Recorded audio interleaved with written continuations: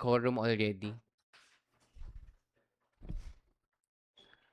Are we all set, Secretariat? We are ready to begin. Sige.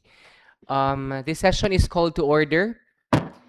May I request everyone to please rise for our prayer to be followed by the Pambansang Awit and the Councilor's Creed.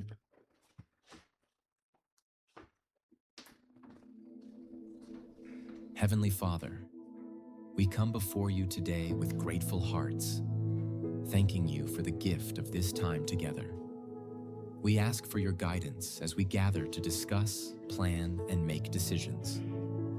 Fill our minds with wisdom and understanding, and our hearts with patience and compassion for one another. Help us to speak with clarity, listen with open minds, and work together in unity. May our efforts today be pleasing to you and bear fruit that honors you. Bless this conference, Lord, and may your will be done in all that we do. In Jesus' name, we pray. Amen. Mga kababayan, ang pambansang awit ng Pilipinas. Kayang mag-ibig, kaya sa sinakanan, alam ng puso, sa dibdib mo'y buhay.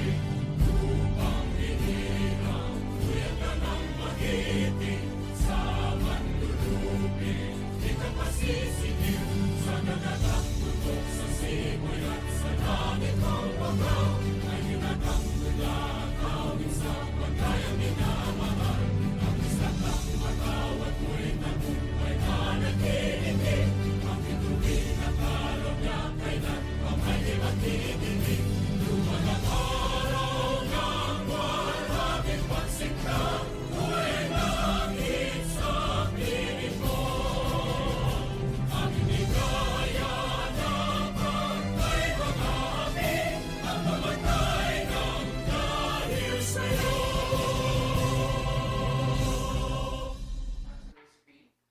I am a Philippine councilor, mandated by law to enact measures and ordinances that conduct the general welfare of my constituents in their pursuit for happiness, peace, and prosperity.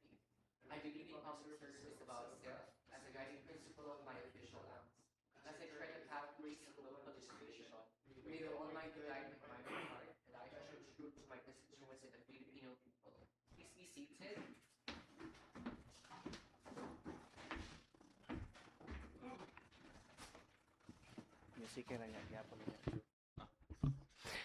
Good morning, everyone. Welcome again to our 44th regular session. Secretariat, kindly call the roll. Honorable Jonah D. Alar, Present. Honorable Christopher James S. Sulamilio, Honorable Lucille L. Credo, Honorable Edmond T. Pagbunukan, Okay. Honorable Howard A. Enriquez, Honorable Nelson T. Bandoles,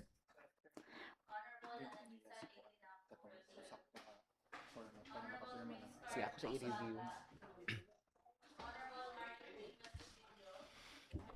Honorable Sheena V. Troita, Honorable Lucille L. Credo, Honorable Prince Carl T. Baga, and Honorable Mario T. Pascubilio are not around, Mr. Chair. Considering that there are 7 members present, including the presiding officer, I therefore declare a presence of a quorum. Let's move on to the reading and consideration of the previous minutes of the previous session held last June 30, 2026. Hello. Any correction? Here's what we do. We dispense first the reading, and then if there are any corrections, then we correct. And then after that, we approve. So let's make 2 motions. May I solicit a motion to dispense the reading? Councilor Truita, you are recognized. I move to dispense the reading of the previous minutes dated June 30th of 2026. Since we already have copies individually, no, sent via the group chat that we have, there is a motion to dispense the reading of the minutes of the previous session held last June 30, 2026. Any second to the motion? Duly seconded, the motion is approved. Any correction? May I solicit a motion to approve the previous minutes? You are recognized, Councilor Enriquez. Thank you, Mr. Chair. I move to approve the previous minutes, Mr. Chair. There is a motion to approve the minutes of the session held last June 30, 2026. Duly seconded. Any objection? Hearing none, the motion is approved. Let's move on to our privilege hour. Anybody who would like to avail of the privilege hour? Hearing none, let's move on to the committee reports. Do we have committee reports? Hearing none, let's move on to, Up next is the calendar of business, but however, we have visitors this morning. No, we are not done yet with awarding our Latin honors. Well, not just Latin honors, because we also awarded individuals who have accomplished remarkable recognition. Dili lang para sa ilang kaugalingon, but also para sa atong lungsod sa Dawin. So this morning, we have Latin honors. We have invited them, of course, for us to personally award our plaque of recognition and also a little something para sa ilahapod. So may I request a motion to suspend our rules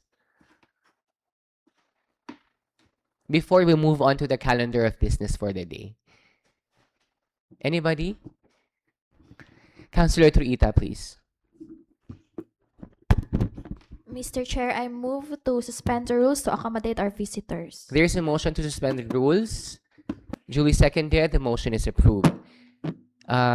We have here Mr. Zandro Silan, who will facilitate the awarding. Mr. Zandro Silan, please take the floor.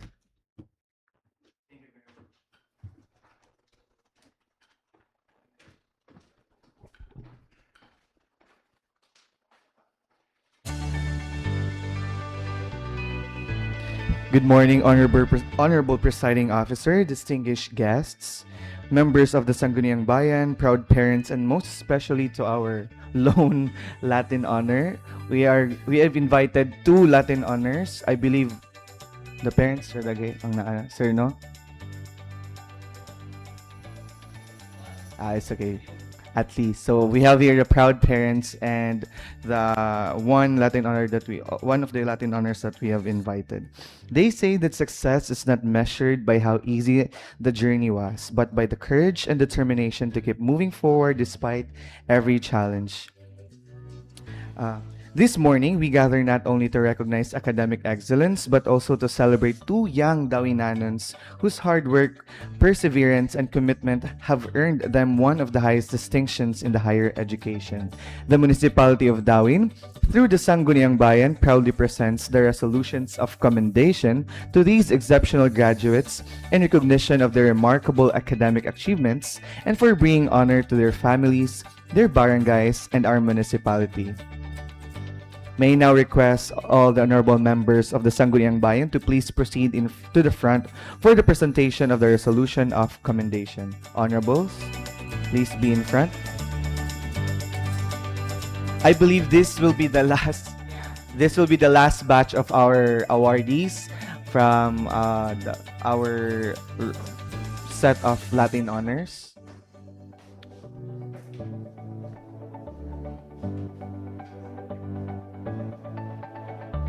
Ladies and gentlemen, it is my pleasure to present our first awardee.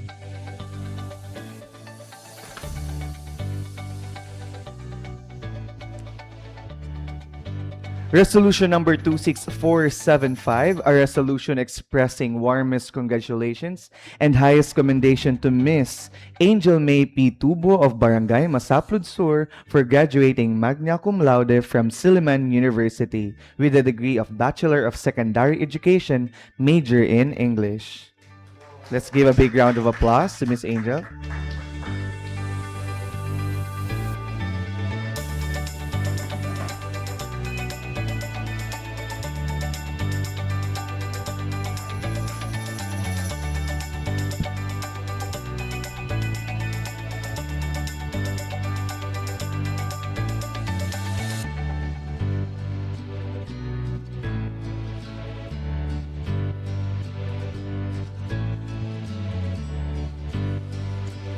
Thank you very much, Miss Angel. Let's once again give a big round of applause to Miss Angel Tubo. Next awardee, resolution number 26476. A resolution expressing warmest congratulations and highest commendation to Miss Hannah Grace T. Villasan of Barangay Poblacion District 3, Dawi Negros Oriental for graduating cum laude from St. Paul University, Dumaguete City with a degree of Bachelor of Science in Nursing. We have here the We have the uncle of Miss Hannah Grace.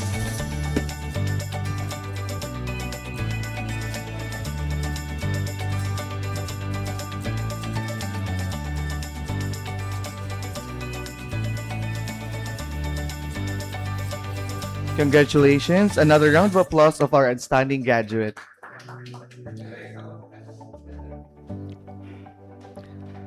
Behind every achievement is a story of perseverance, sacrifice, and gratitude. At this moment in time, we may invite one of our awardees to share a brief message of thanks. May we hear first from Miss Angel Tubo.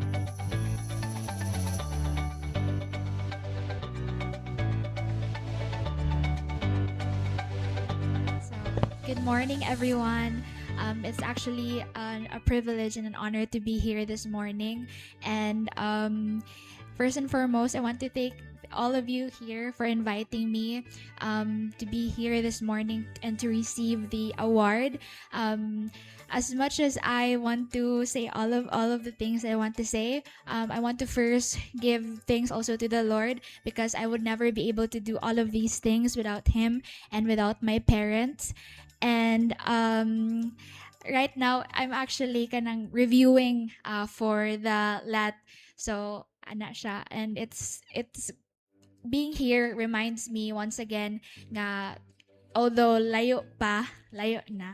So, I'm just really thankful for your invitation and for acknowledging that achievement. And of course, I really just hope and pray that the achievement that I will be having, of course, in the future, I will be able to use not only to for myself, but to serve other people in the community and maybe here in Darwin as well. Thank you so much.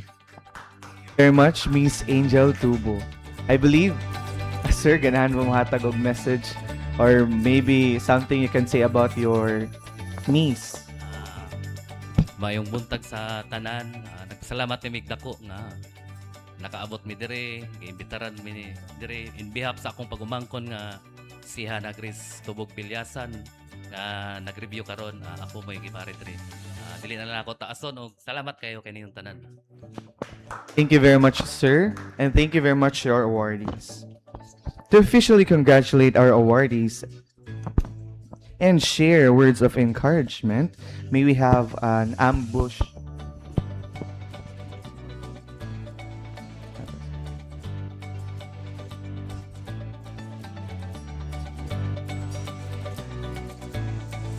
Okay, so our presiding officer will now give the token of appreciation to our awardees. Sir Honorable.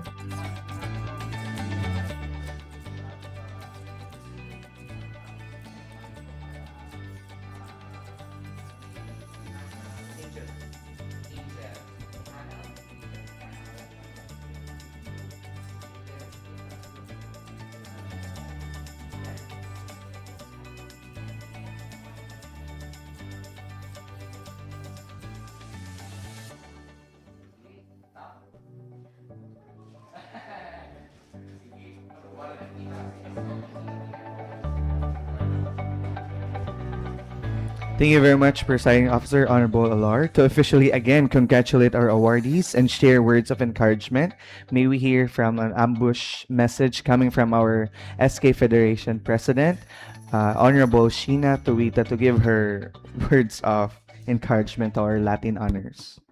Thank you, Zan. Oh my God, this is an ambush koan today. So, congrats the last batch of atong mga Latin honors. I think na award na namo last Independence Day ang uban nga mga Latin honors. So, congratulations and good luck sa future achievements kay athlete kay ang uban kay ga-review na for their board exam. So congratulations, ma'am, sir. Thank you very much, Honorable Tuita.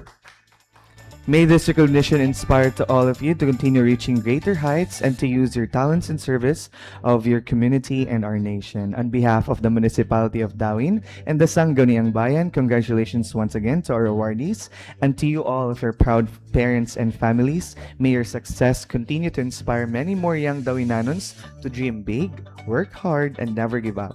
Thank you, and now we return to the regular proceedings of the session. Before we continue our regular session, may we invite again the parents and our Latin honor to be in front together with our Sangguniang Bayan members for the photo opportunity, together with their resolution plaque of their plaque.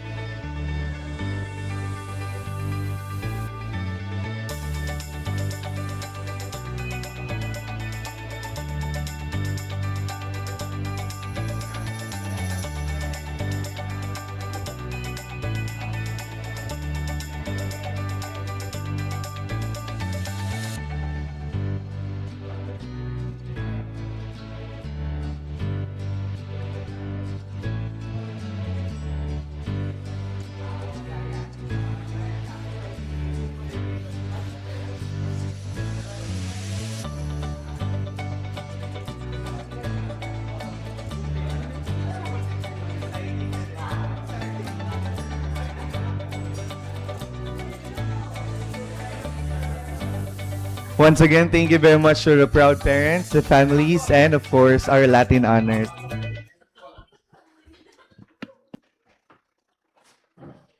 Thank you very much, Hannah, for gracing our 44th regular session sa imuhang papa pod and of course sa uncle pod ni Angel o uncle ni Hannah. Thank you very much.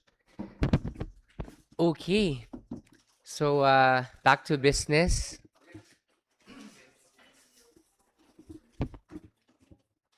May I request a member to make a motion to restore our rules?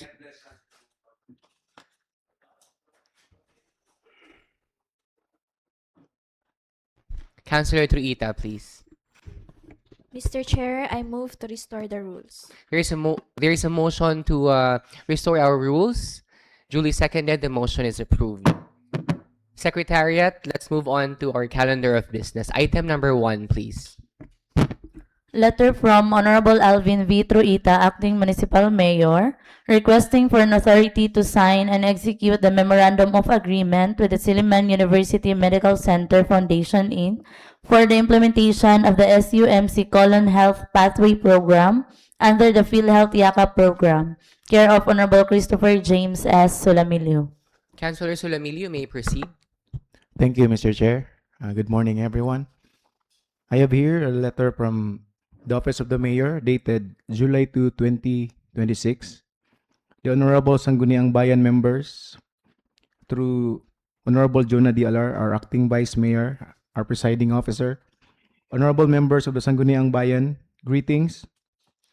Respectfully endorsed for your consideration and appropriate legislative action is the attached Memorandum of Agreement between the local government of Dawin and the SUMC Foundation relative to the implementation of the SUMC Health Pathway Program under the PhilHealth Yakap program. The proposed MOA aims to establish a collaborative partnership that will strengthen the municipality's referral system by providing qualified constituents with access to colon health screening services, cancer screening services, medication assistance, and other specialized healthcare services offered by Silliman University Medical Center. This initiative is intended to promote early detection and timely management of colorectal diseases, improve continuity of care, and enhance the delivery of quality healthcare services to the people of Darwin. In view thereof, and pursuant to the pertinent provisions of the Local Government Code of 1991, this office respectfully requests the Honorable Sangguniang Bayan to enact a resolution authorizing the acting municipal mayor to sign and execute the memorandum of agreement on behalf of the municipality of Darwin with the SUMC Foundation Incorporated for the implementation of the SUMC Health Pathway Program. Your favorable consideration and approval of this request will be highly appreciated. Mr. Chair, I will go directly to the scope of the agreement. You may proceed. This agreement shall govern the clinical, administrative, and financial coordination for the referral of patients from referring LGU to the receiving hospital under the PhilHealth Yakap program. The scope includes: number 1, gamot services, provision of essential medicines and drug therapy support for qualified patients in accordance with PhilHealth Circular Number 2025-0013. Referring LGU must prescribe the medicines through gamot application to generate the unique prescription security code. Patient must have the unique prescription security code before referring to the receiving hospital. Receiving hospital will dispense the medicine based on the prescription given with the unique prescription security code. Only medicines that are listed in the gamot list can be dispensed by the receiving hospital. Receiving hospital must have the gamot availment slip signed by the member after dispensing the medicines. Number 2, cancer screening services. Provision of screening services such as but not limited to mammography, breast ultrasound, low-dose chest CT scan, alpha-fetoprotein test, liver ultrasound, colonoscopy. Third, referral system. Establishment of a structured referral mechanism ensuring proper documentation, endorsement, and feedback between the LGU and the hospital. Fourth, patient navigation. Assistance to patients in the accessing PhilHealth benefit, including eligibility verification and documentation support. Second, responsibilities of the parties. A, the referring LGU shall identify and refer eligible patient requiring gamot and cancer screening services. Ensure completeness of referral documents and initial clinical assessment. Educate patients on PhilHealth Yakap benefit and procedures. Coordinate with the receiving hospital for scheduling and follow-up. And fifth, maintain records of referred patients and outcomes. B, receiving hospital shall accept and attend the referred patients in accordance with the standard clinical protocols. Provide gamot and cancer screening services covered under PhilHealth accreditation. Ensure timely reporting and feedback to the referring LGU. Assist patient in the availing PhilHealth Yakap benefits. And fifth, maintain quality standards and comply with PhilHealth Yakap policies and guidelines. For the third, the financial arrangement. Services rendered shall be covered primarily by a PhilHealth benefit package subject to existing policies and guidelines. Any cost not covered by PhilHealth shall be communicated clearly to the patient prior to service delivery. No direct financial obligation between the parties shall arise unless otherwise agreed in writing. Fourth, data sharing and confidentiality. Both parties agreed to comply with the Data Privacy Act of 2012. Patient information shall be shared only for the purpose of treatment, referral, and reporting. Confidentiality of patient records shall be strictly maintained. Fifth, monitoring and evaluation. The parties shall jointly monitor in the implementation of this agreement. Regular coordination meetings may be conducted to assess performance and address issues. Indicators may include number of referrals, service utilization, and patients' outcomes. 6. Effectivity and duration. This agreement shall take effect upon signing by both parties and shall remain valid for the period of 1 year unless earlier terminated or renewed by mutual consent. 7. Termination. Either party may terminate this agreement by providing written notice at least 30 days prior to the intended termination. So 8. Amendments. The agreement shall be amended or modified only through a written instrument signed by both parties. So the both parties is President and Chief Executive and the Municipal Mayor. Mr. Chair, with this program, Mr. Chair, I think dako kini siya og katabang sa especially sa constituents nato diri sa lungsod sa Dawin para ang mga Dawinanon if na sila gibati dili na sila magduha-duha og anhi sa ato ang RHU para magpa-check up kay ang atong RHU o ang atong LGU Dawin andam mutabang og musuporta unsa man gani ang mga laboratories, especially kaning mga cancer patient, Mr. Chair. Kay mo ni sulti permi sa akong wife, Mr. Chair, every time na siya pasyente sa ospital, una niyang pangutana, ma'am, nganong karon pa man ka ni anhi? So, mostly tubag sa mga pasyente, wala magugoy kwarta, Dok. So, follow-up question akong wife, karon wala gihapon, Dok. See, importante gyud nga if natay gibati moadto ta sa rural health unit mintras sayo pa kay naay mga programa ang atong LGU ang RHU nga pwedeng makita sayo pa ang mga early stage of cancer dili kay pag-adto na to sa mga hospital stage 4 na lisod na matambalan sa atong mga doktor. Kay kung early signs pa gani, moadto na ta magpa-check up ta, dakog chance nga matambalan ta. So hinaot sa atong constituents sa Dawin, if ever natay gibati, dili na to itago. Atong ipa-check up kay basig dili pa ulahi ang tanan og kaya pang matambalan ang atong mga sakit. That's all, Mr. Chair. Thank you very much, Councilor Solanilio. No, I think that's the very purpose of the YAKA program of PhilHealth, no, ang outpatient services. Tama kahit imong giingon nga dili hulaton nga doon na nakaibation nga medyo seryoso na una ka magpa-check up. It's better to have yourself checked before dunay mga symptoms nga mugawas or mabati nimo sa imong lawas. Again, prevention is better than cure. So kinahanglan no ma-educate ang atong mga constituents kung unsa ang mga serbisyo nga ginahatag sa PhilHealth, specifically the YAKA program of PhilHealth.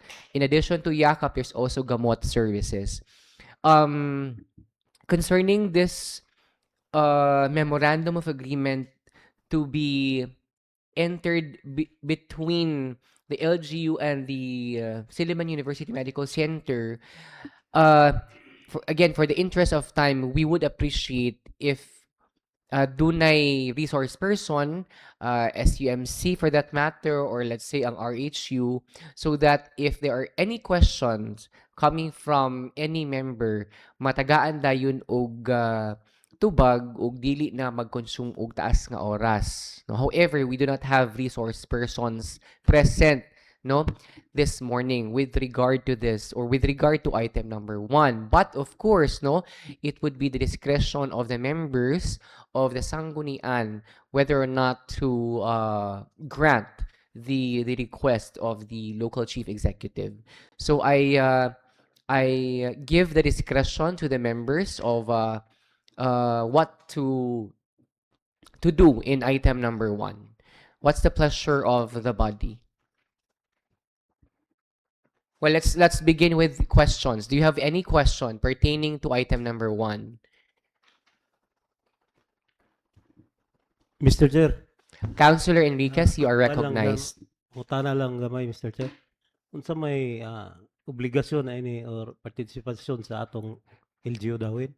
Well, if you are going to refer it to the MOA being drafted, or our obligation is mainly on identifying patients for possible screening, no? First and foremost, they have to register themselves sa YAKAP.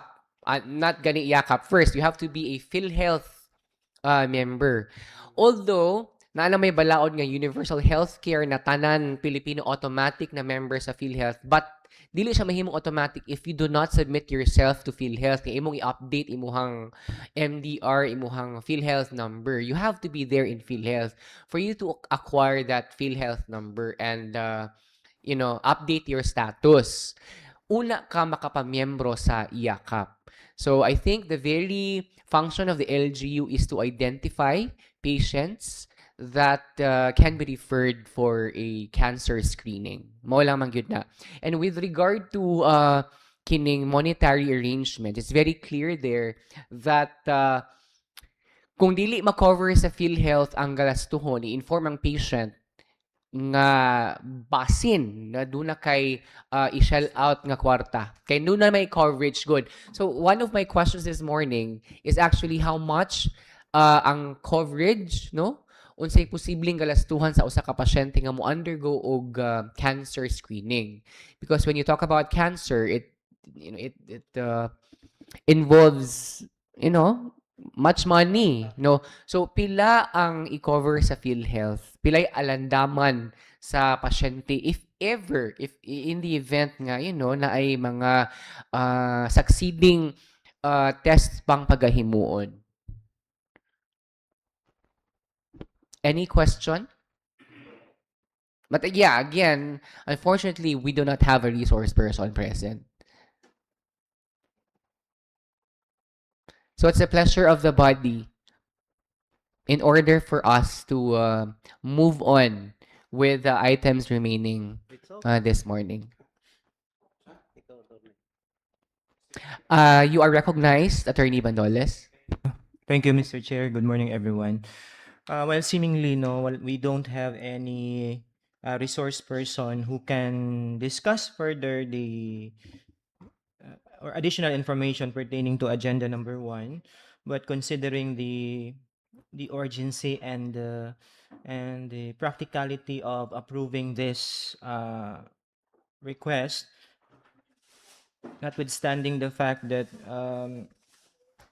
it is, health is a matter of paramount concern, in my point of view, I suggest that we will approve this one, and later on, if we encountered problems, perhaps that is the time that we will invite focal persons from PhilHealth to discuss and agree on matters that is somehow, or that would somehow resolve the issue that we encounter in the future, Mr. Chair. Thank you. I understand. Yes, tama yun no nga ang health dili pwede i-delay. Oo. And again, like what I've mentioned, we would appreciate if there are resource persons present this morning. But however, wala sila. But considering the urgency of the matter, then I agree that this should be approved. What's the pleasure? Before I give the floor back to Councilor Solamilio, any comment, suggestion from other members of the Sanggunian? Hearing none, what's the pleasure of Councilor Solamilio? Thank you, Mr. Chair. Na-take note na ko to, Mr. Chair, ang imong question, Mr. Chair. If given a time, maybe next session, akong sulti ang about sa how much covered by PhilHealth, pasin akong masulti og pila gyud ang ma-covered regarding sa imong pangutana. Yes. And in addition to what I've mentioned a while ago, ang gamot nga part sa YAKA program, the gamot part or the gamot services will only entitle a patient 20,000 worth of medicines in a year. Oo. So, kung ma-consume na nimo ang 20,000 with in that year, wala hurot na gyud siya. No, next year na pud siya ma-replenish another 20,000 for the succeeding year. Oo. So kana lang man siguro no, very very minimal lang na mga concerns ang atong mga pangutana. So what's a pleasure again, Councilor Solemilio? Mr. Chair, I move to authorize Mayor Honorable Alvin B. Truita, the acting municipal mayor, to sign and execute the memorandum of agreement with the Silliman University Medical Center Foundation Incorporated for the implementation of the SUMC Colon Health Pathway Program under the PhilHealth Yakap program. I so move, Mr. Chair. There is a motion from Councilor Solemilio, duly seconded. Any objection? Hearing none, the motion is approved. Thank you very much, Councilor Solemilio. Let's move on to item number 2. Barangay Ordinance Number 01-2026 of Barangay Mag-Aso, entitled An Ordinance Imposing and Regulating the Collection of Barangay Tax, Fees, and Charges in Barangay Mag-Aso, Dawi Negros Oriental. Care of Honorable Nelson T. Bandoles. Councilor Bandoles, you are recognized.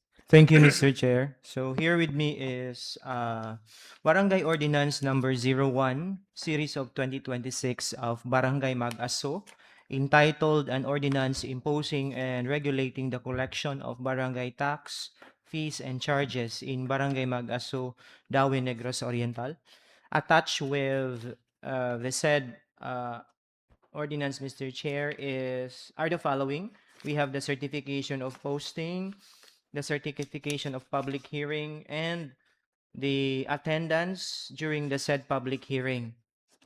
And upon checking on the ordinance, Mr. Chair, I didn't see any issue or concern because I have just one concern pertaining to barangay ordinance, the fee pertaining to the certification to file action, because there has to be no fee pertaining to that. But it would appear on their ordinance that there was no such imposition for the certification to file action, Mr. Chair. So may I proceed, Mr. Chair, with my motion? You may proceed. Thank you.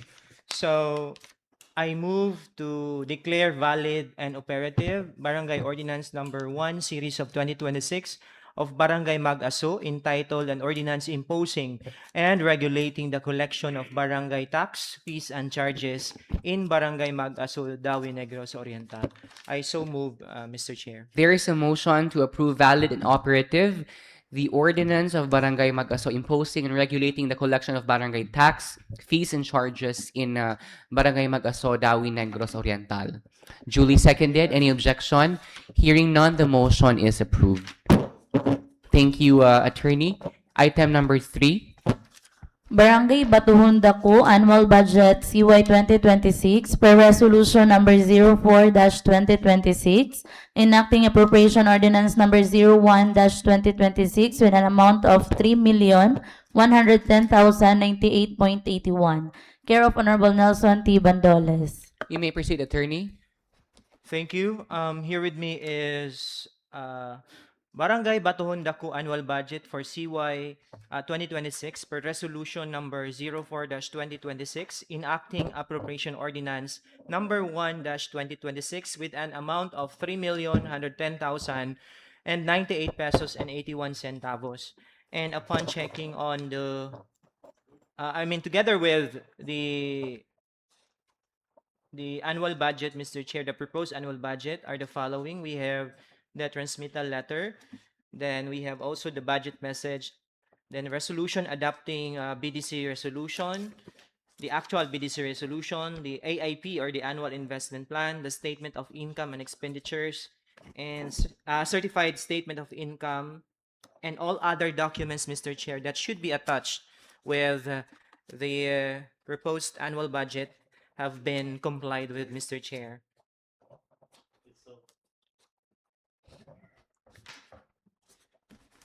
On that note, Mr. Chair, may I proceed with the motion? Yes, you may proceed, Attorney. Thank you. So I move to adopt and approve, Sir Junino. I move to adopt and I move to declare valid again. I move to declare valid and operative Barangay Batuhon Dako annual budget current year 2026 per resolution number 04-2026 enacting appropriation ordinance number 1-2026 with an amount of 3,110,098 pesos and 81 centavos. I so move, Mr. Chair. There is a motion to declare valid and operative the annual budget of Barangay Batuhon Dako. Duly seconded. Any objection? Hearing none, the motion is approved. Thank you, attorney. Item number 4, please. Barangay Bulak Supplemental Budget Number 01 per Resolution Number 16-2026 enacting appropriation ordinance Number 01-2026 with an amount of 739,184. Care of Honorable Nelson T. Bandoles. You may proceed, Attorney Bandoles. Thank you, Mr. Chair. So here with me is Barangay Bulak Supplemental Budget Number 1 per Resolution Number 16-2026 enacting appropriation ordinance Number 1-2026 with an amount of 739,184 pesos.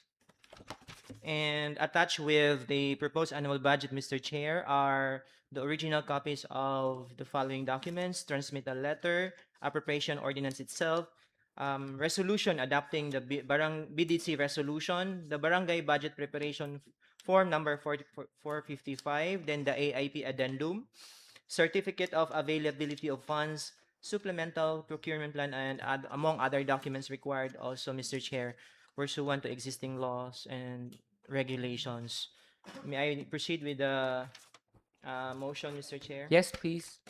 Thank you. So I move to declare valid and operative Barangay Bulak Supplemental Budget Number 1 per Resolution Number 16-2026 enacting appropriation ordinance Number 1-2026 with an amount of 739,184 pesos. I so move, Mr. Chair. There is a motion to declare valid and operative the supplemental budget for 2026 of Barangay Bulak.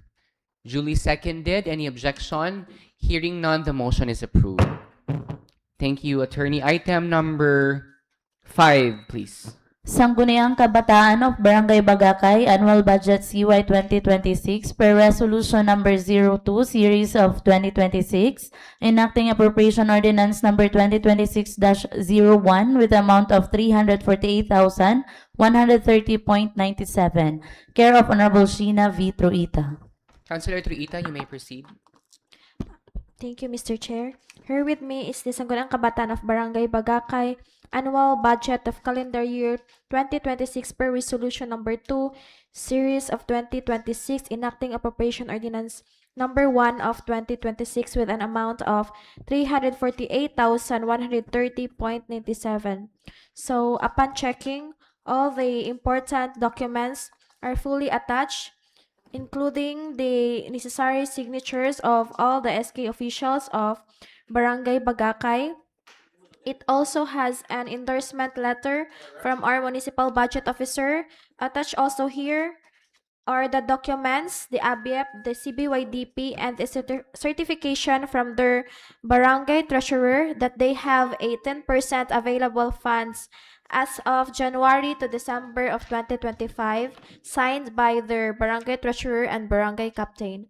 So, Mr. Chair, I move to declare valid and operative Resolution Number 2, Series of 2026, enacting appropriation ordinance Number 1 of 2026 with an amount of 348,130.97. I so move, Mr. Chair. There is a motion to declare valid and operative the annual budget of the Sangguniang Kabataan of Barangay Bagakay for 2026.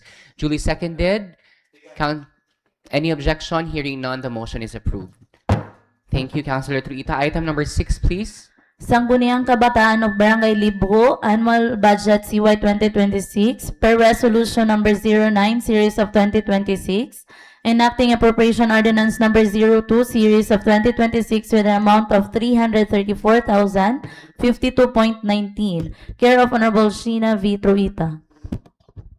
You may proceed, Councilor Truita. Thank you, Mr. Chair. Here with me is the Sangguniang Kabataan of Barangay Libho Annual Budget of Calendar Year 2026 per Resolution Number 5, Series of 2026, enacting Appropriation Ordinance Number 2 of 2026 with an amount of 334,052.19 pesos. So, upon checking, all the important documents are duly attached, including the signatures of our SK officials of Barangay Libho, and also attached here is the documents of ALBIEP, CBYDP, and their certification from their barangay treasurer that they have a 10% available funds as of January to December of 2025, signed by their barangay treasurer and their barangay captain, and it also has an endorsement certificate or letter from our municipal budget officer, Ma'am Pearl Enriquez. So with that, Mr. Chair, I move to declare valid and operative Sangguniang Kabataan of Barangay Libho Annual Budget Calendar Year of 2026 per Resolution Number 9, Series of 2026, enacting Appropriation Ordinance Number 2 of 2026 with an amount of 334,052.19. I so move, Mr. Chair. There is a motion to declare valid and operative the annual budget of the SK of Barangay Libho. Duly seconded by Councilor Tinaco, Enriquez, Baga, and Pagmunocan. Any objection? Hearing none, the motion is approved. Item number 7, please. Sangguniang Kabataan of Barangay Mayong Tubig Annual Budget CY 2026 per Resolution Number 02 Series of 2026, enacting Appropriation Ordinance Number 1 Series of 2026 with an amount of 811,016.40. Care of Honorable Sheena V. Truita. You may proceed, Councilor Truita. Thank you, Mr. Chair. Sangguniang Kabataan of Barangay Maayong Tubig Annual Budget of Calendar Year 2026 per Resolution Number 2, Series of 2026, enacting Appropriation Ordinance Number 1 of Series of 2026 with an amount of 811,016.40 pesos. Upon checking, all the important documents are fully attached, and it also has a important documents CBYDP, ABIEP, and the certification from their barangay treasurer that they have a 10% available funds as of January to December of 2026, signed by the barangay treasurer and barangay captain, and also a endorsement letter from our municipal budget officer. I move to declare valid and operative Resolution Number 9, Series of 2026, Sangguniang Kabataan of Barangay Mayong Tubig Annual Budget of Calendar Year 2026, enacting Appropriation Ordinance Number 1, Series of 2026 with an amount of 811,016.40 pesos. I so move, Mr. Chair. There is a motion to declare valid and operative the SK budget or the SK annual budget of Barangay Maayong Tubig. Duly seconded by Councilors Bagat and Tinaco. Any objection? Hearing none, the motion is approved. Next item, please. Sangguniang Kabataan of Barangay Mag-Aso Annual Budget CY 2026 per Resolution Number 02-2026, enacting Appropriation Ordinance Number 01-2026 with an amount of 351,043.48. Care of Honorable Sheena V. Truita. Councilor Truita, you may proceed. Thank you, Mr. Chair. Sangguniang Kabataan of Barangay Mag-Aso Annual Budget Calendar Year of 2026 per Resolution Number 2 of 2026, enacting Appropriation Ordinance Number 1 of 2026 with an amount of 351,043.48 pesos. Upon checking, all the important documents are fully attached, including the CBYDP, ABIEP, and a certification from their barangay treasurer that they have a 10% available funds as of January to December of 2026, signed by their barangay treasurer and the barangay captain. All the signatures also of the SK of Barangay Mag-Aso is fully affixed, and it also has an endorsement letter from our municipal budget officer. So with that, Mr. Chair, I move to declare valid and operative Sangguniang Kabataan of Barangay Mag-Aso Annual Budget Calendar Year of 2026 per Resolution Number 2 of 2026, enacting Appropriation Ordinance Number 1 of 2026 with an amount of 351,043.48 pesos. I so move, Mr. Chair. There is a motion to declare valid and operative the SK annual budget of Barangay Mag-Aso.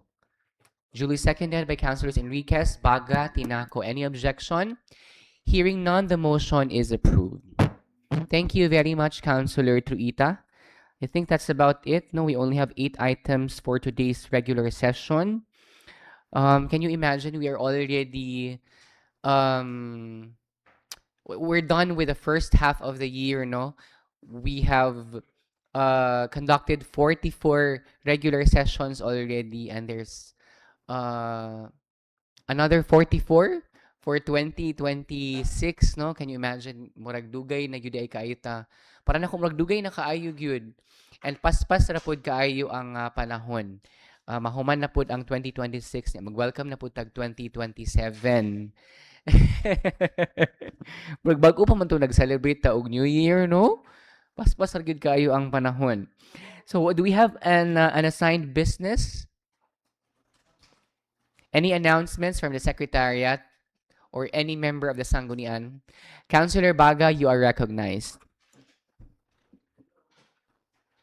No, kuyawan na mo, ha? Okay, last Monday, dako tag chance. Sir John, no? Okay, may tug mga mahalon si...